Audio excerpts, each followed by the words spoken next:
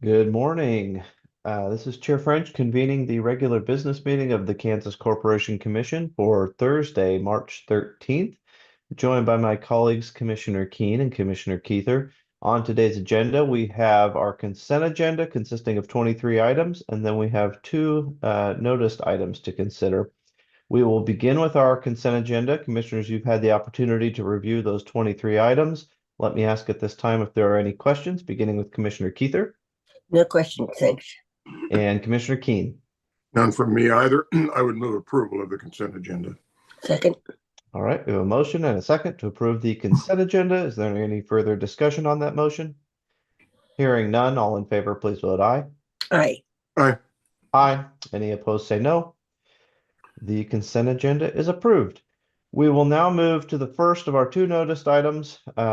It comes in docket number 25 EKME 315 TAR, and this is a proposed order on Data Center Coalition's petition to intervene. Our presenter for this item is Mr. Brian Fedotin. Good morning, Brian. Good morning, Commissioners.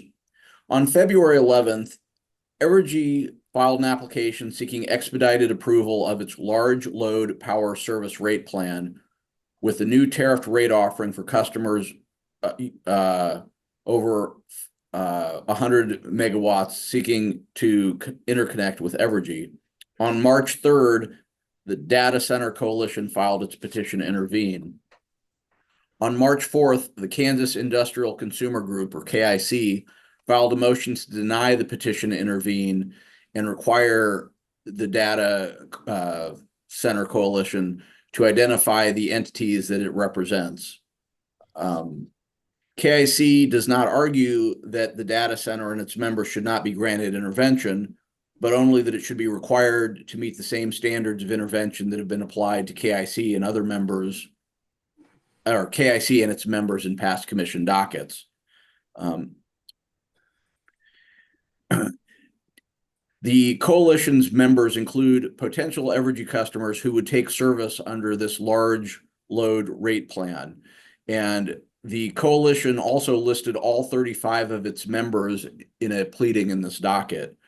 Thus, this order finds that the coalition has met the requirements to intervene and should be granted intervention. If KIC wishes to receive information on which Data Center Coalition members are in discussions with Evergy to locate a data center in Kansas, KIC can always try to get that information through discovery, but that information is not a prerequisite for intervention. With that, I'm available for questions.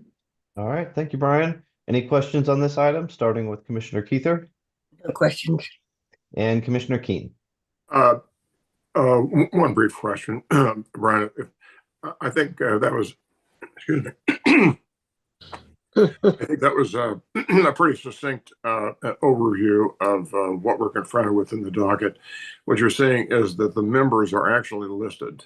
They're actually shown within documents that are filed with the commission, and that meets the minimum requirements for intervention in this case. Am I reading that correctly? Correct. Yes. KIC raised the issue that they in the past were temporarily denied intervention for not listing all of their members, and they thought similar treatment should be accorded to the Data Center Coalition. And in the Data Center Coalition's response to KIC, they have a footnote that lists all 35 of its members. So for that and the reason that their members would potentially be impacted by this docket, the order grants intervention. Oh, thank you for that reclarification. Sure. I would move approval of the order. Second. All right, we've got a motion and a second to approve the order as described. Is there any further discussion on that motion? Hearing none, all in favor, please vote aye. Aye. Aye. Aye. Any opposed, say no. The order is approved. Thank you, Brian. Thank you, Commissioners. We now move to our second item, and this is in docket numbers 25 EFNT 342 COM and 25 EFNT 343 COM. and this is a proposed order on prima facie determination and consolidating dockets. Our presenter for this item is Mr. Aaron Bailey. Good morning, Commissioners. On March 6th, Lakeview Village Incorporated filed 2 complaints against its telephone service provider, Everfast Fiber Networks, relating to outages it has experienced since last month at its Lenexa campus. One complaint relates to their residential service for its roughly 665 residents. The other regards its lines for its assisted living, skilled nursing facilities, and fire panel and elevator call boxes.